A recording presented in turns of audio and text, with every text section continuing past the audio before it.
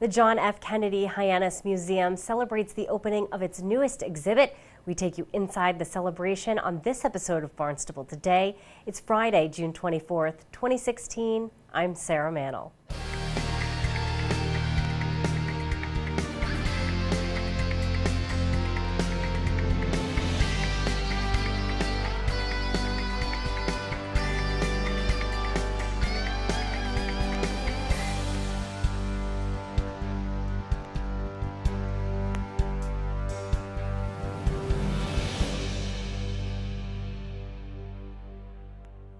The latest exhibit at the John F. Kennedy Hyannis Museum celebrates the matriarch of one of the nation's most influential political families, Rose Kennedy.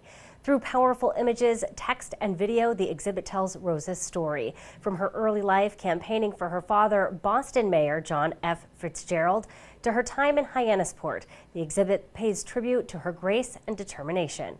President of the John F. Kennedy Hyannis Museum Foundation Board, Dick Neitz, welcomed guests. Thank you, John. It is a pleasure to be here and a kind of a labor of love for both John and I as we move forward for the improvement of the museum.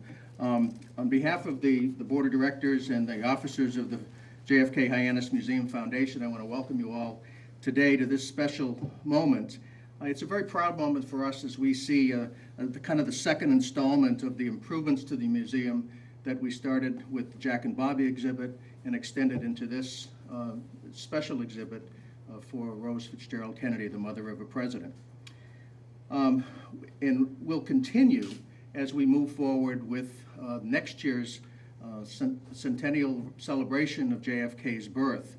So this was just kind of a logical prelude to that celebration next year, and the major exhibit next year will be a celebration of the JFK presidency. So we're excited about that. We're also so excited with the topic and the manner in which it's been presented. Roger Westerman, our exhibit designer from New York City, did an outstanding job in collaboration with Rebecca Pierce Merrick from our board and the founder of the museum, co-founder of the museum. We're also expanding educational series program, speaker series program this summer, and we'll be having programs in Hyannis as well as Chatham, Martha's Vineyard, and Nantucket. And we've also completed the first year of the quiet phase of our capital campaign, which allows us to see the improvements to the museum, both in exhibit space, but also in programs, as well as the physical plant of this beautiful old building that's owned by the town and leased for us by the town. And we're just thrilled with the cooperation that the town has afforded us to be here, but also for the improvements that they've done to the exterior of the building this past year as well. I think, many of us remember Rose Fitzgerald Kennedy, and, I think that, we think of her as kind of the matriarch of the family, but when she died, the New York Times posted her as a political matriarch, not just the matriarch of a family, but a real, truly a political matriarch of our country. And Ted Kennedy called her the anchor of the family and was the safe harbor to which we always came. And that says a lot about the strong feelings that the family and the youngest son certainly had towards his mother. Rebecca Pierce Merrick, member of the Board of Directors and the curator of the John F. Kennedy Hyannis Museum, talked about what visitors can expect to see in the new exhibit, Rose Fitzgerald Kennedy, Mother of a President. I want to talk a little bit about the exhibit and share with you some of the things that we felt were important to include, and also very compelling and engaging and inspiring to our visitors. Our new exhibit celebrates and honors the remarkable woman who was the daughter of a Boston mayor, wife of Joseph P. Kennedy Sr., and mother to 9 children who would change the world. Rose was always in the public eye, from her childhood as the bright, pretty daughter of Boston Mayor Honey Fitz, to her role as the wife of the ambassador to Great Britain in the Court of St. James, and of course her important role as the mother of a president. She fulfilled her duties with style and grace. Rose fell in love with Joseph Patrick Kennedy when they were teenagers. Joseph's father, P.J. Kennedy, and Rose's father were political rivals. Not the best of things. Honey Fitz did not approve of their relationship, but Rose was determined. I was in love with Joe Kennedy, and that was it. Joe and Rose had 9 children in 18 years. Rose's many admirers considered her a true role model. Children, she said, should be stimulated by their parents to see, touch, know, understand, and appreciate. The Kennedys purchased their Hyannisport home in 1926. There, the children competed fiercely in tennis, golf, swimming, sailing, and the very famous games of touch football. In the evening, she wrote topics about current events on note cards and arranged them in the dining room. The older children were expected to hold their own in conversation with adults. Punctuality at mealtimes was strictly enforced. Latecomers, including the future president, could not join the table if they were late. Above all, Rose Kennedy imbued in her children the strong Catholic faith that Teddy would call the foundation of my life.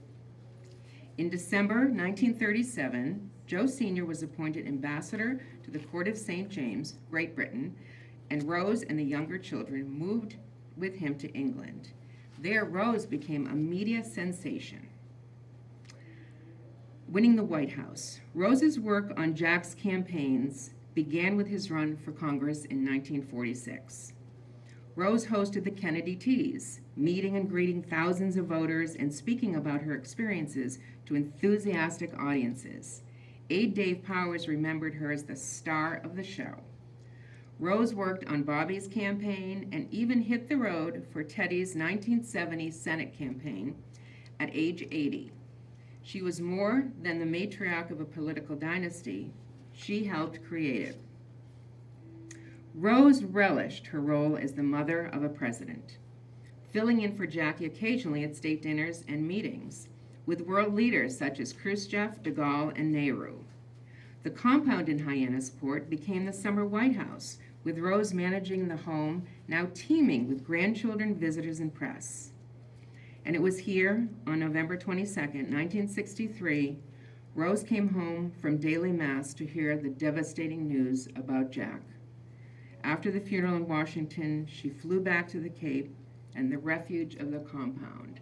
People, of course, know that the compound in Hyannisport was a place of great joy for the family, but a refuge in times of sadness, and they had many times. So once again, it was the loving feeling of Hyannisport that drew them here after the assassination. She received many degrees and awards throughout her life. The honor she cherished most was being named a papal countess by Pope Pius VII in 1951. In recognition of her exemplary motherhood and many charitable works, she was the only woman so named during his 19-year pontificate. She wrote, "The most important element in human life is faith." Rose was a cherished member of this Hyannis community and lived here till her death on January 22nd, 1995, at age 104. She was an inspiration not only for her family, but for all those who were touched by her dedication to making the world a better place.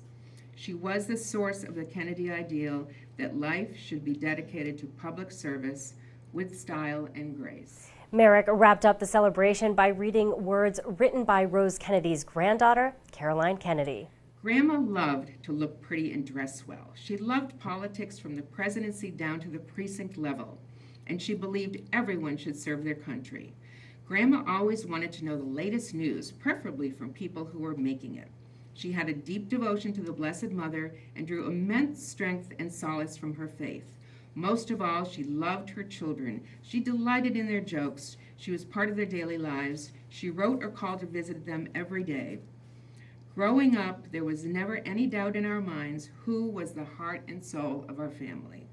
The most fun, the most curious, the most understanding, the most open-minded, the most self-disciplined, and most political adult we knew, Grandma.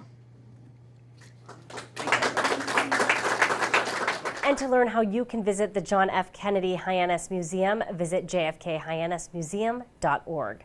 For Barnstable Today, I'm Sarah Mantle.